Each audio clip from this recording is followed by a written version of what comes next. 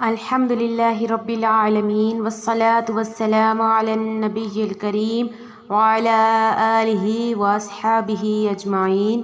الحمدللہ عز وجل۔ آج ہمارا دعا سیریز کا لیکچر نمبر 5 ہے۔ پچھلے لیکچر میں ہم نے پڑھا تھا کہ اللہ پاک کو کن ناموں سے پکارنا منع ہے۔ امید ہے لیکچر نمبر 4 کی آپ کو اچھے سے سمجھ آ گئی ہوگی۔ آئیے لیکچر نمبر 5 کا آغاز کرتے ہیں۔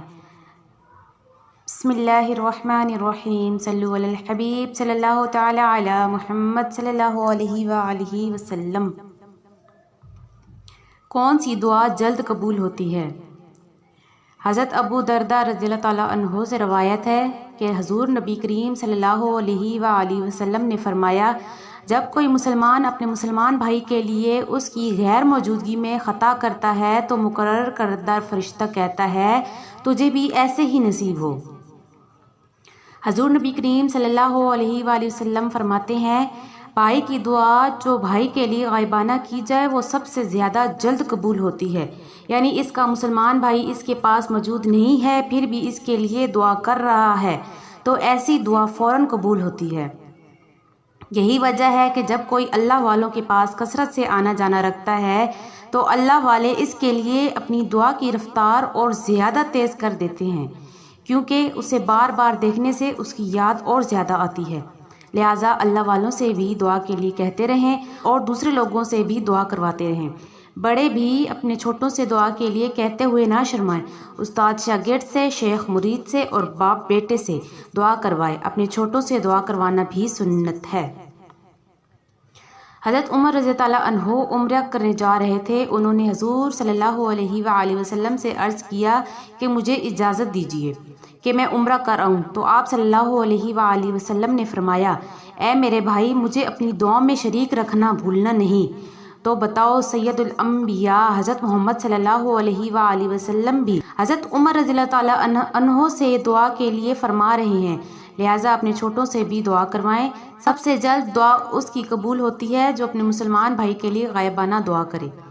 3 قسم کے لوگوں کی دعائیں بلا شک و شبہ قبول ہیں: عظیم کی دعا، مسافر کی دعا اور والد کی اپنے بیٹے کے لیے کی گئی دعا، روزہ دار اور عادل حکمران کی دعا۔ حضرت ابو ہریرہ رضی اللہ تعالیٰ عنہ سے روایت ہے کہ حضور نبی کریم صلی اللہ علیہ وآلہ وسلم نے فرمایا، 3 آدمیوں کی دعا رد نہیں ہوتی: روزہ دار جب کہ انتظار کرے، عادل اور حکمران۔ دعا کرتے ہوئے غیر محتاط جملوں سے پرہیز کریں۔ نمبر 1، اے اللہ پاک، جتنے مسلمان تیری بارگاہ میں تشریف لائے ہوئے ہیں ان کی فریاد سن لے۔ نمبر 2، اے اللہ، اگر قبر میں ہمیں سرکار صلی اللہ علیہ وآلہ وسلم کی زیارت نہ ہوئی تو ہم برباد ہو جائیں گے۔ نمبر 3، اے 70 ماؤں سے بڑھ کر ممتا رکھنے والے۔ نمبر 4، فشار قبر یعنی قبر کے دبانے سے بچا۔ نمبر 5، تجھے تیری رحمت کا صدقہ۔ نمبر 6، سکرات کی حالت سے بچانا۔ نمبر 7، اے اللہ پاک، اگر تو نے بھی ہمیں چھوڑ دیا تو ہم کہاں جائیں گے۔ نمبر 8، اے اللہ پاک، ہمیں اپنے قدموں سے دور نہ کرنا۔ نمبر 9، اے اللہ پاک، تجھے تو ان بیماروں، مجبوروں، قرضداروں اور کمزوروں پر ترس آنا چاہیے، یعنی اس جملے میں شکایت کے معنی پائے جا رہے ہیں جو کہ کفر ہے۔ نمبر 10، اے اللہ، تمام مسلمانوں کی بلا حساب مغفرت فرما۔ نمبر 11، اے اللہ، ہماری تمام خواہشات کو پورا فرما۔ نمبر 12، اے اللہ، بیماروں کو شفائے کاملہ و دائمہ عطا فرما۔ نمبر 13، اے اللہ، ہمیں مصیبتوں پر صبر عطا فرما۔ نمبر 14، اے اللہ، ہمیں ہمیشہ کے لیے تندرستی عطا فرما۔ نمبر 15، اے اللہ، ہمیں دونوں جہانوں کی سب بھلائیاں عطا فرما۔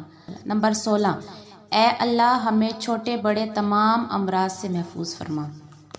دعائیہ کلمات یعنی کہ محتاط جملے۔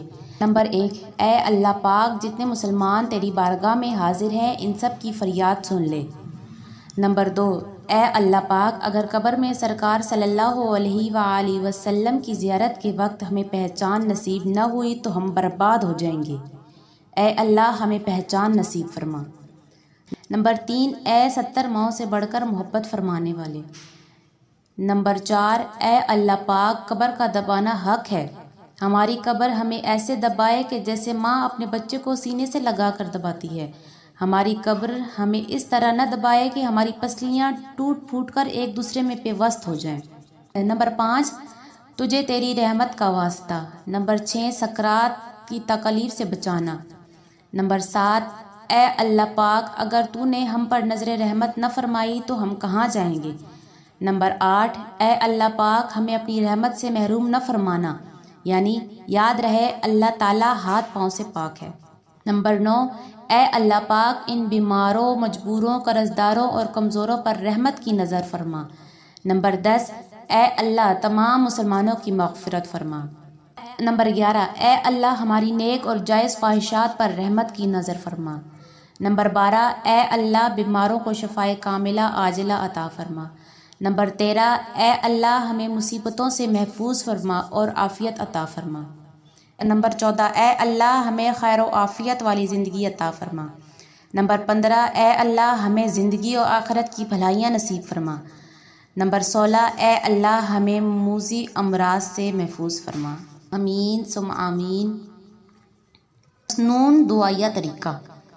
دعا طاقتور کیسے بنے، اس کے لیے رسول اکرم صلی اللہ علیہ وآلہ وسلم نے کچھ آداب سکھائے اور دعاؤں کے الفاظ سکھائے جو مسنون دعائیں کہلاتی ہیں۔ اور دعا مانگنے والا کیسے طاقتور بنے، اس کے لیے دعا مانگنے کے مسنون طریقے سکھائے۔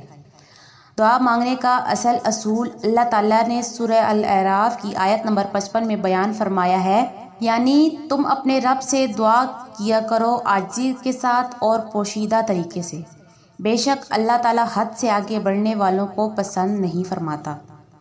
آیت سے معلوم ہوا کہ دعا کرنے والا خشوع و خضوع یعنی عاجزی کے ساتھ دعا مانگے، اور دوسرا ادب یہ معلوم ہوا کہ آہستہ آواز سے دعا کرے، لیکن اگر عام مقتدی دعاؤں سے ناواقف ہوں تو پھر امام کے لیے اونچی آواز سے دعا مانگنے میں کوئی حرج نہیں۔ دعا کے طاقتور بنانے کی ایک صورت یہ بھی ہے کہ وہ دعائیں مانگی جائیں۔ قرآن مجید میں انبیاء کرام نے دعائیں مانگی، اللہ تعالیٰ نے ان کی وہ دعائیں قبول فرمائیں، یا احادیث میں جو دعائیں آپ صلی اللہ علیہ وآلہ وسلم نے سکھائی ہیں وہ مانگی جائیں۔ ان قرآن و حدیث کے عربی جملے جن میں دعائیں ہیں، اگر ان کا ترجمہ اور مطلب آتا ہو تو پھر وہی دعائیں مانگنا افضل اور بہتر ہے، لیکن عام حالات میں اگر ان دعاؤں کا مطلب معلوم نہ ہو تو پھر مانگنے والے کو تو معلوم نہیں کہ ان جملوں سے ہم اللہ سے کیا مانگ رہے ہیں۔ ان جملوں کے پڑھنے کا ثواب تو ضرور ملے گا، لیکن اسے دعا مانگنا نہیں کہیں گے بلکہ دعا پڑھنا کہیں گے۔ دراصل دعا مانگنے کا مقصد اللہ تعالیٰ سے اپنی حاجات اور ضروریات کا سوال کرنا ہے، صرف مخصوص کلمات پڑھنا اصل مقصد نہیں۔ اور یہ جب ہوگا کہ ان دعاؤں کا ترجمہ آتا ہو اور اگر برکات کے لیے ان کلمات کو پڑھ لے اور اپنی ضروریات کو اپنی زبان میں مانگ لے تو یہ زیادہ بہتر ہے۔ تنہائی میں کوئی شخص جتنی چاہے لمبی دعائیں مانگے، خوب دیر تک دعائیں مانگے، یہی پسندیدہ بات ہے، لیکن جب امام جماعت کے ساتھ دعا مانگے تو مختصر دعا ہونی چاہیے۔ رسول اکرم صلی اللہ علیہ وآلہ وسلم نے تو فرض نمازوں کے بارے میں یہ حکم دیا کہ جب تم امام بن کر نماز پڑھو تو ہلکی آواز پڑھو، کیونکہ مقتدیوں میں بیمار، ضعیف اور ضرورت مند بھی ہوتے ہیں۔